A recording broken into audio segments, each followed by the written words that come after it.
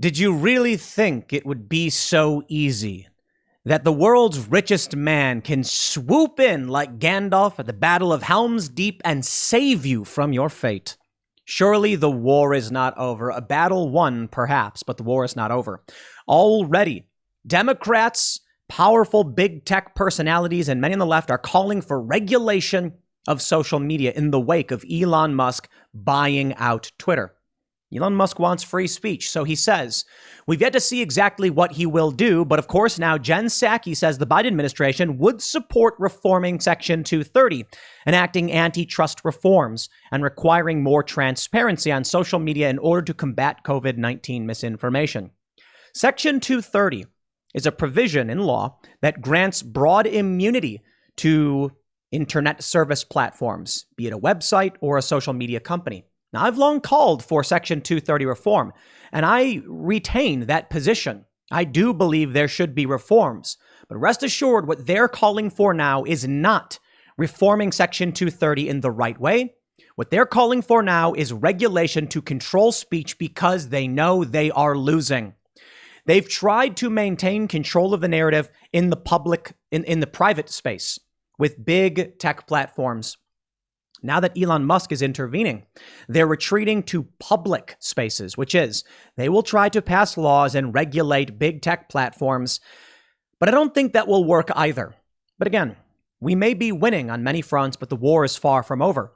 We also have Ed Markey, a senator from Massachusetts, saying it's time for algorithmic justice. Yeah. A potential Supreme Court case is upcoming, which may result in serious changes to Section 230. Now, perhaps we have celebrated too soon.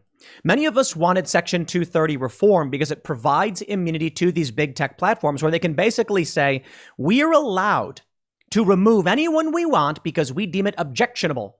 And we also can't be held responsible for what other people say. I say they shouldn't be able to have it both ways.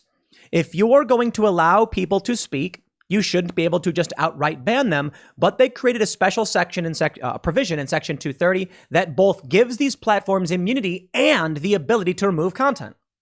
Look at it this way. If we're going to say that a website should not be responsible for the speech of people who post in the comments, same as it goes for Twitter. Twitter should not be responsible for tweets made by private individuals. Then the same should be said that the platforms don't have a right to editorially choose what content gets published. Many people incorrectly said this was the difference between a publisher and a platform. That's not material to the argument. But I believe it's kind of getting to, it's kind of addressing the issue. The issue is platforms should be immune only if they do not intervene in the content. If they start to decide what content is editorially allowed, like Twitter does, perhaps there should be some restrictions then, or they should be held responsible. Jen Psaki says it, Ed Markey says it, and now we're learning from Axios that states have begun the quest to regulate online speech. Barack Obama himself. And let us not forget that it goes beyond just regulation. People on the left there's already a documentary expose on Elon Musk set to come out. News stories smearing the man. They will not go quietly into that good night, same as you wouldn't. They're not going to back down. This is a culture war. It is a fifth generational war. It is a battle for influence to decide the fate of this country. Will the United States remain a constitutional republic, or will it be taken over by a multicultural democracy? For a long time, they've tried to convince us that the word democracy is the right word, when in reality, we are a constitutional republic with democratically elected officials. Personally, I believe the constitutional republic is the right way for things to be. Because we have protections for the minority, we make sure that powerful interests can't go and strip the rights of small counties and small populations. Under a democracy, you'll have majority rule. I don't agree with it.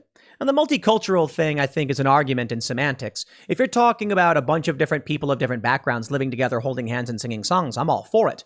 If you're talking about people who don't believe in free speech living next to people who do, you're not going to have a good time. I'll put it that way. Well, let's get started and take a look at the revenge that has begun to emerge against those of us who believe in free speech, but more importantly, Elon Musk. Of course, we're seeing all of this regulation, but the big stories here. Twitter fears sabotage by left-wing staff. That's right. So let's talk about the fears of direct action against Elon. Before we get started, head over to timcast.com to become a member and help support the work we do. And let me tell you about that work. First, many journalists. We just hired another journalist. We're going to be hiring a couple more columnists. Thanks to you as members, we are able to do this. The more members we have, the bigger our newsroom gets, the more crazy stuff we're going to do. Not only will you get access to special episodes of the Timcast IRL podcast Monday through Thursday at 11 p.m., the uncensored, not so family-friendly version of the show, we recently got a billboard in Times Square calling out the Washington Post and reporter Taylor Lorenz for doxing left-wing leftist critic Libs of TikTok. I got no issue with Taylor Lorenz's reporting. I criticized the releasing of the name. The reporting, I think, is important, but publishing the address and the name, I believe, were wrong, and the address, highly condemnable. Now, what did we do? They lied about it, so we got a billboard in Times Square calling them out. With your support, we will continue that good fight, challenging the machine as we move forward. It's not just going to be Elon Musk in this fight. We all must do what we can to challenge the machine, to speak up and call out the liars. Lawmakers are calling for greater oversight of social media. Rest assured, they will not back down from this fight. Elon Musk buying Twitter will not be the end. But before we even get to that point, here's where we are now. From the Daily Mail, Twitter fears sabotage by left-wing staff after Musk takeover. Developers are blocked from app after rebellious employees called deal dangerous for democracy. And hysterical liberal social media personalities threaten to quit social media giant. Well, earlier this morning, I reported that Sean King had left the platform. He came back and he said he didn't really quit. He was just trying to get away from the threats or whatever. No, I'll tell you what this is. All of these people, just like when, they said, well, I'm going to move to Canada if Trump gets elected, and then they didn't. It's a lot easier to deactivate your Twitter account. So when Elon Musk wins in this battle, they say, well, I'm out. And then a day later, they're like, I wonder what's going on Twitter. So they come right back. But you see this? Dangerous for our democracy. Elizabeth Warren said something like that. Our democracy? A point was made to me on Timcast IRL by Stephen Marsh. He wrote a book about the next civil war, the current civil war we're in. Now, he says he's more neutral, but I think his perspective relies on mainstream news reporting, so he does lean in the left sphere of influence a little bit. But he made an excellent point. He said that right now within the United States, there is a constitutional republic and a multicultural democracy, and they cannot coexist. Rest assured, when people like Elizabeth Warren say dangerous for our democracy, they're not talking about your country. If you're someone who believes in a constitutional republic, which the United States is and always has been, they're not referring to that. They're talking about their new budding democracy. Democracy, of course, is majority rules. Stephen Marsh pointed out that in Canada, he's Canadian, they have democracy with minority protections. I don't like that idea. I don't like the idea that the majority dictates, because 51% shutting out 49 is dangerous and I think would destabilize a nation. What we have here is a constitutional republic, meaning smaller jurisdictions have equal rights to larger jurisdictions, but there is a system with which we weight this. Notably, there's Congress and there's the Senate. There's the Electoral College. Within states, you have less of these protections, and you can see how it manifests rather dangerously, like in California, where they strip the water rights from small communities. At the national level, we are a republic. They are concerned about the budding democracy they are seeking to create. What I want is for the United States to survive, to be strong, and for the working people of this country to see success, for people's lives to get better. I want to see the environment be improved. I want to see us live more responsibly. I want to see us live more environmentally responsibly. However, I think people have to make these choices for themselves, and we need a healthy culture in order to get there. Unfortunately for us, many on the left believe in a more authoritarian approach. That is, you do as they say. But what happens when they're wrong? We've seen it with communist countries and socialist countries. When the party gets in power and they think they're right, they lead the country to ruin, like Venezuela has. And in response, instead of just saying, we made a mistake, they just blame other people. Right now, Twitter is concerned, and they've locked down their code because they fear left-wing employees may sabotage the platform. And why wouldn't they? If they sabotage the platform, they can prevent Musk from taking it over. Elon Musk hasn't completed his buyout yet. If they destroy this platform or damage the code or do something like that, then it may make it so that Elon Musk can't actually buy it. Take a look at this tweet from disclose.tv. They say, just in. Twitter employees apparently added a public repository called The Algorithm on the platform's GitHub account shortly before the source code was locked. Musk said he wanted to make the Twitter algorithm open source. This appeared to be some kind of attempt at damaging the company in some way. We don't know for sure. We're not entirely sure. But it certainly seems like there are people who are unwilling to let this go. Which brings me to the press briefing from Jen Psaki and where we are at with the retaliation over Elon Musk's victory. A question asked of Jen Psaki. So this is, let me make sure I can get to who's asking of this question. So I don't think, this may be Zeke, I'm not entirely sure. But let me read this question before we get to the reform portion. Actually, let me see if I just don't want to make sure I didn't miss it. Here we go. Oh, there's a different section here. Let's do section 230. Real time. A question. I'm wondering, regardless of ownership, would the White House be interested in working with Twitter like it has in the past to continue to combat this kind of misinformation? Or are we in a different part of the pandemic where that kind of partisanship is no longer necessary? Psaki says, well, I think we engage regularly with all social media platforms about steps that can be taken that has continued, and I'm sure it will continue. But there are also reforms that we think Congress could take and we would support taking, including reforming Section 230, enacting antitrust reforms requiring more transparency, and the president is encouraged by the bipartisan support for or engagement in those efforts. I believe there may be another section here on Section 230, which directly relates to Elon Musk in this question. Just a quick one on the breaking news. Twitter agreeing to let Elon Musk go through with this purchase. Do you have a response to that? And does the White House have any concern this new agreement might have President Trump back on the platform? Psaki said, well, I'm not going to comment on a specific transaction. What I can tell you is a general matter. No matter who owns or runs Twitter, the president has long been concerned about the power of large social media platforms. The power they have over our everyday lives. Has long argued that tech platforms must be held accountable for the harms they cause. He has been a strong supporter of fundamental reforms to achieve that goal, including reforms to Section 230, enacting antitrust reforms requiring more transparency and more. And he's encouraged that there's bipartisan interest in Congress. In terms of what hypothetical policies might happen, I'm just not going to speak to that at this point in time. So here's the story from timcast.com. Lawmakers are calling for greater oversight of social media. According to the White House, Biden has long argued that tech platforms must be held accountable. Sure, many have. Many on the left and many Democrats have made that argument. But now it's particularly more interesting. Ed Markey, here's how he frames it. Ed Markey, of course, is a Democratic senator from Massachusetts. Elon Musk and a handful of billionaires now have dangerous influence over the most powerful online platforms. They can't be trusted. And self-regulation has failed. We must pass laws to protect privacy and promote algorithmic justice for internet users, especially for kids. You know, I don't know what power they would actually have to restrict speech. In fact, I don't think they would. In which case, I don't see anything really bad coming from this. I think what their fear is now is that Elon Musk or Republicans would weaponize Twitter the way Democrats weaponized it against Republicans. There was a tweet, I believe it was from Benny Johnson, and he said something like, wouldn't you love to see it? And it was a mock-up of Bill Gates being suspended. My response was, I don't want to see accounts suspended. I want to see accounts that were suspended reinstated. And he deleted the tweet.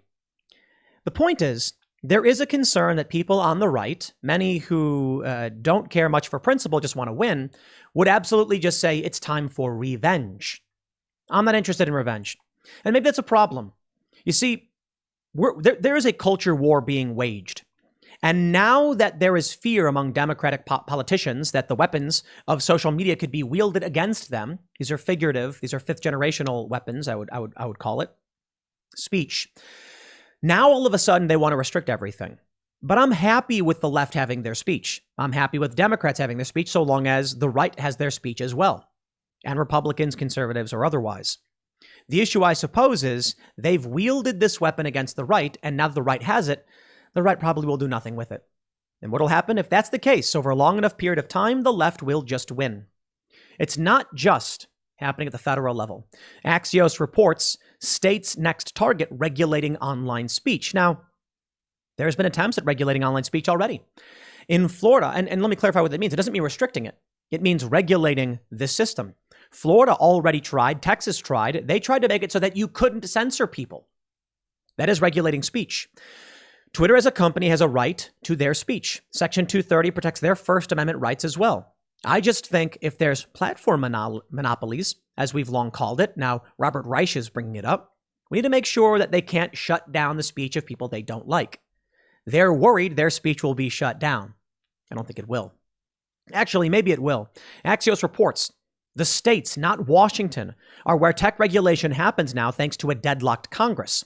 State houses are drawing money and attention from tech firms and advocates hoping to influence laws on everything from privacy to digital taxes to driverless cars and now online speech.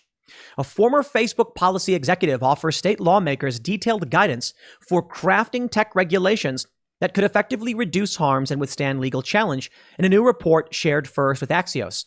Matt Peralt, former head of global policy development at Facebook's parent Meta, now director of the University of North Carolina Center on Technology Policy, launched the new guide Thursday. Co-authored by J. Scott Babwa Brennan, head of online expression at the center, the guide aims to provide state lawmakers with workable ways to regulate online content. The author said they were inspired to write it after talking to Democratic Virginia State Delegate Wendy Goodidis, who asked them for feedback on crafting better social media and content moderation bills. The federal government talks a lot about reform, but states are actually doing it, Peralt told Axios. States have been successful in areas of tech reform like privacy. They have been significantly less successful in content regulation. He added that the report tries to take both Republican and Democrat concerns about online content into consideration seriously. Both sides of the aisle have concerns that are worth trying to deliver to some extent. Let me stop you right there, buddies. We got a First Amendment. And what does this mean? Well, there's long been debates about it, but for the most part, it means you're allowed to express yourself. Elon Musk, I think, is going to be in for a world of headaches. I like what Elon did. I think Elon's fantastic. I don't think he's going to be able to save us from everything. You see, there's a reality to free speech. That means that you are allowed to express yourself by holding up images. It means those images can be graphic and disgusting. You can walk into the town square in public holding up disgusting images. The real question is cultural enforcement. Do you live in an area where there's obscenity laws? I believe those would lose on First Amendment grounds. Many have. What if you're in a blue area and you're a pro-life activist holding up disturbing images? Police may actually come and shut you down. Typically, they don't. What if you're in a red area and you're showing up LGBTQ graphic images? They'll probably shut you down. There are still indecent exposure laws and decency laws and obscenity laws. Again, I think many of those may actually be challenged. The issue at hand really is cultural enforcement. What do we as a culture deem to be actual expression? Well, there was someone who burned a pride flag and threw it in front of a bar, and that was considered a hate crime because they said throwing it in front of the bar was a threat. Well, that's a serious challenge. I mean, putting a flag somewhere doesn't harm anybody. It may insult, offend, or scare somebody, but are you not allowed to be scary? And who decides when something is scary or isn't? The person didn't express a desire to cause any physical harm. And therein lies the big challenge. It's all about cultural enforcement. There's going to be a lot of really shocking content on Twitter, as there already is. They've tried to get rid of it. The problem is the people who ran Twitter were left biased. And so when someone misgendered someone else, they said, that is objectionable. Why would you do that? Take that down. And then they piss off most of the country. I think it's fair to say that if you look at Tucker Carlson, if you went on his show and used racial slurs, he'd kick you off and say, we don't do that here. Because culturally, you're allowed free speech, but we don't want all of it. And therein lies the challenge. On Twitter, there will be racial slurs because racial slurs are free speech. Hate speech is free speech. Will Elon Musk want to tolerate that? It seems as though Elon Musk does. But I believe there will be a line even for Elon, and he will say, I can't tolerate all free speech. He's a free speech absolutist. Elon, are you going to allow doxing? Because that's free speech. It's legal. We all basically think it's wrong, I guess, except the Washington Post. They just deny they did it. Or maybe they deny they did it because even they accept that it's wrong. There will be limits. I don't know where they will be. Don't expect Elon Musk to come save you. The laws won't be able to save you either. Now, of course, outside of everything that's happening with the current government, you do have Obama, who came out just a few days ago calling for tech regulation to combat disinformation. You can't do it. You cannot regulate what you think is disinformation. Maybe fraud. Maybe fraud, but even then you get into dangerous territory. If someone tweets something and they say, I believe X is true, how would you even determine whether or not they knew or didn't know whether X was true? It's a civil tort. There's not going to be federal action. There can't be legal action on that. You can't, as the government, violate someone's right to speech and tell them something they said is not true. Although Obama has come out saying reforms to Section 230. This is where we go. Reason.com reports, YouTube ISIS videos mean the Supreme Court could reconsider Section 230.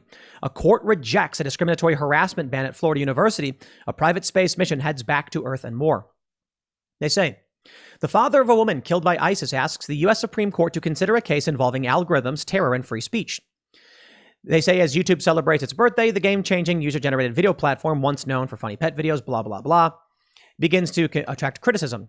Ample evidence casts doubt on the idea that the social media platforms are radicalizing American youth, but high-profile anecdotes about bad turns allegedly inspired by YouTube, Facebook, and other sites make it hard to combat such claims. No, it doesn't, Reason. Please spare me. It's just not a reality. Now, one such story may come before the Supreme Court and threaten a foundational internet speech law. The case, Gonzalez v. Google, involves a man whose daughter was killed in an attack in Paris. The grieving father, Reynaldo Gonzalez, sued YouTube's parent company, Google, under the Anti-Terror Act, the U.S. Anti-Terror Act. Gonzalez claims they posted recruitment videos on YouTube, that YouTube recommended these videos to users, and this led to his daughter's death. Gonzalez's circumstances are tragic, but his claim is convoluted and patently illogical.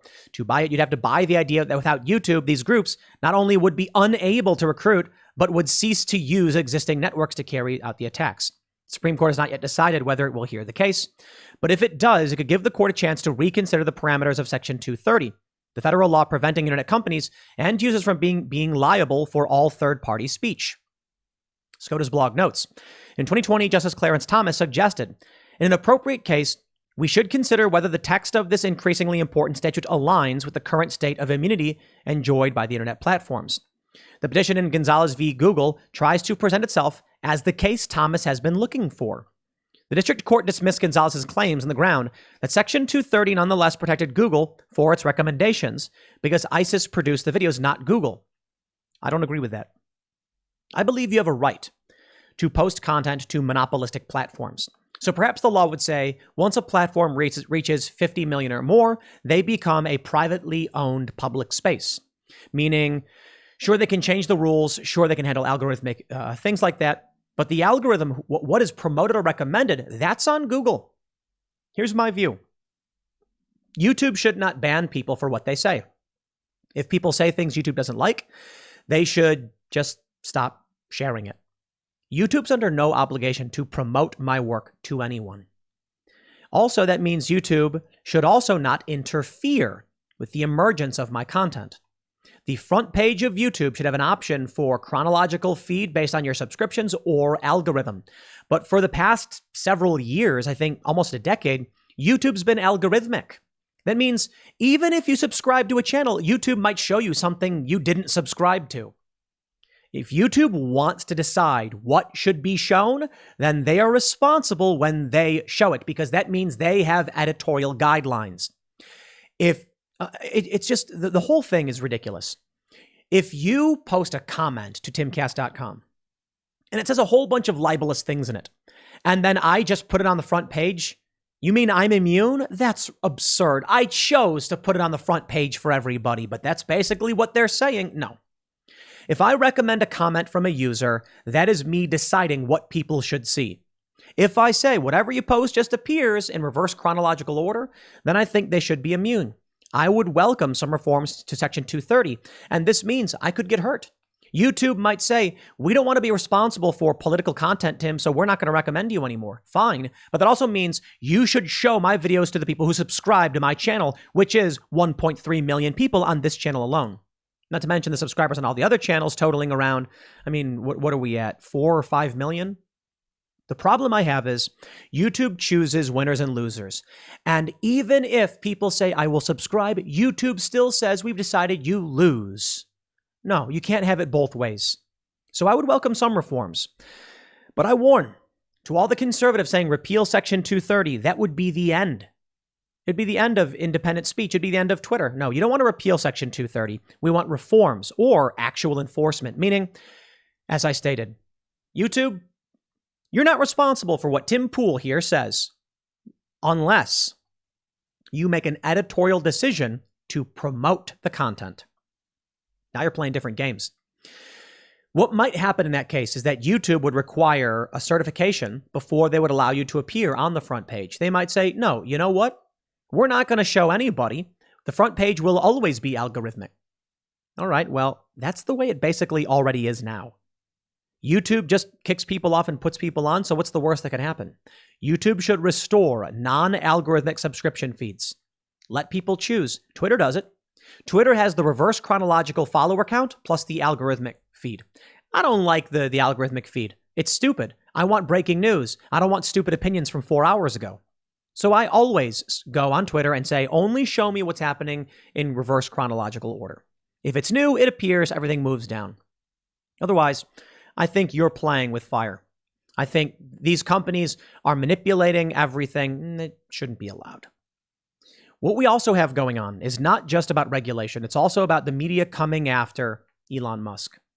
Elon Musk expose documentary from the New York Times has been announced. Perfect timing. Perfect timing, huh?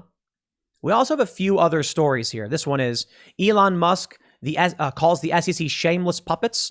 Okay, we have this from The Verge. Elon Musk privately raged at Saudi officials.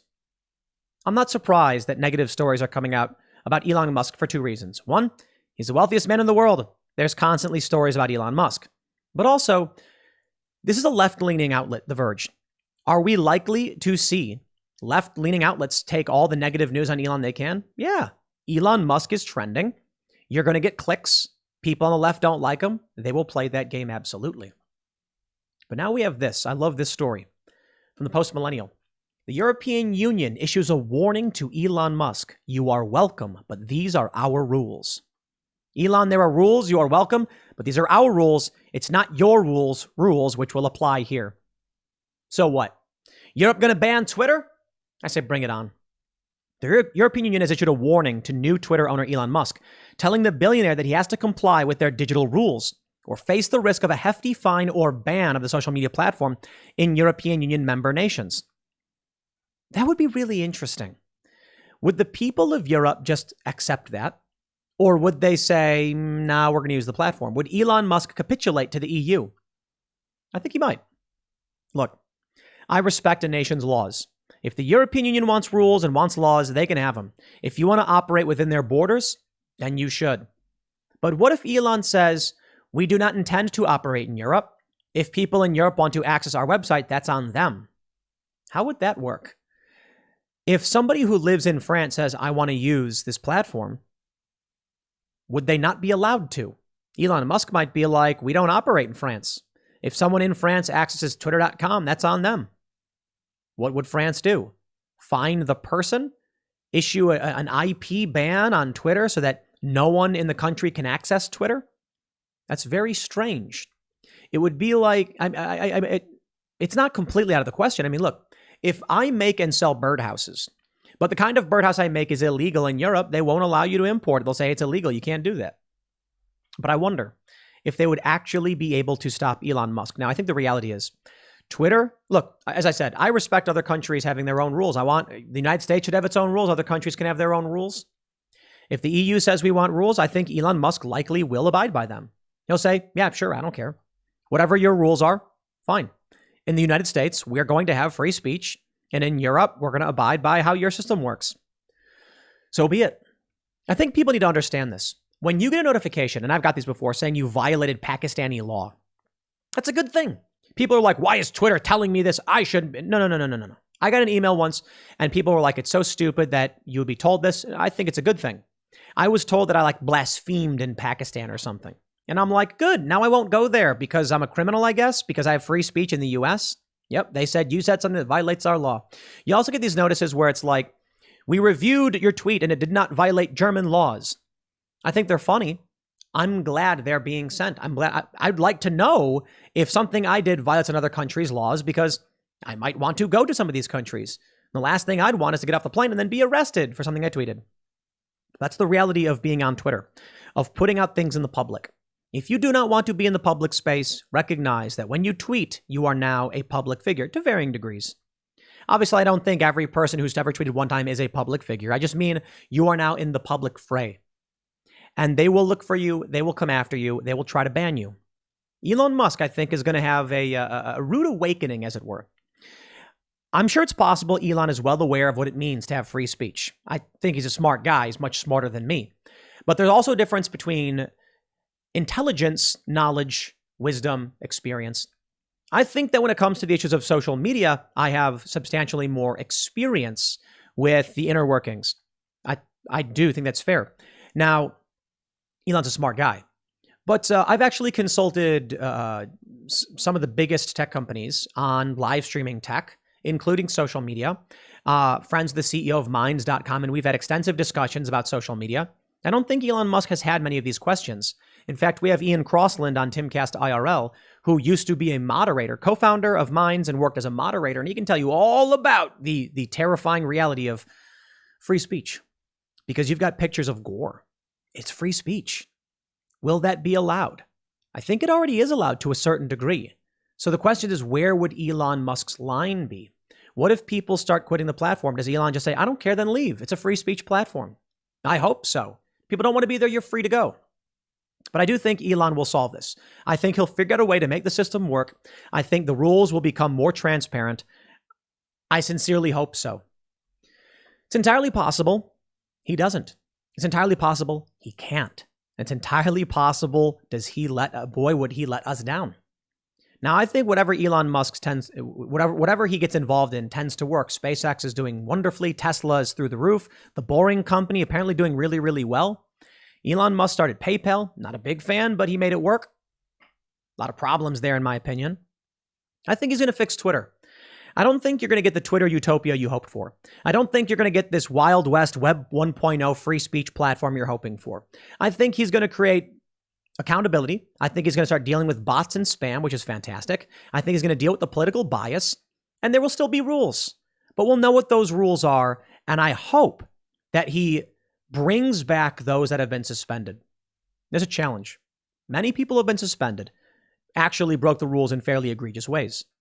You'll have to review all of those accounts. Many of them didn't. And where's the line? What if someone posted an extremely offensive or racist meme? Should they be allowed back on? If Elon Musk believes in free speech, the answer is yes. What about Alex Jones? Absolutely. Donald Trump has to. Laura Loomer, Milo Yiannopoulos, Carl Benjamin, they all need to be brought back. Just because they're offensive or provocative doesn't mean they don't have a right to free speech. So Elon Musk will need to reinstate them immediately. How will he do it? This should be fairly interesting, my friends. But I certainly hope the first thing he does is unban the overwhelming majority of people who were banned. He's going to have to go through and figure out why people are banned. And maybe he'll just say, now unban everybody. Unban them all. Here's an issue. What if someone's running an anonymous account and they were banned for posting violent or offensive imagery? That's still free speech. Elon Musk there's probably millions of people who have been banned from this platform. And how would you go through all of them? I suppose Elon can go through the accounts that had the highest amount of followers, and work his way down. It won't be an easy task. I'm not even convinced he'll actually do it, but I certainly hope he does. They're not done. The left won't just take this lying down. So we'll see how things play out. But revenge seems to be on its way. Next segment's coming up at 8 p.m. over at youtube.com/TimcastIRL. Thanks for hanging out, and I will see you all then.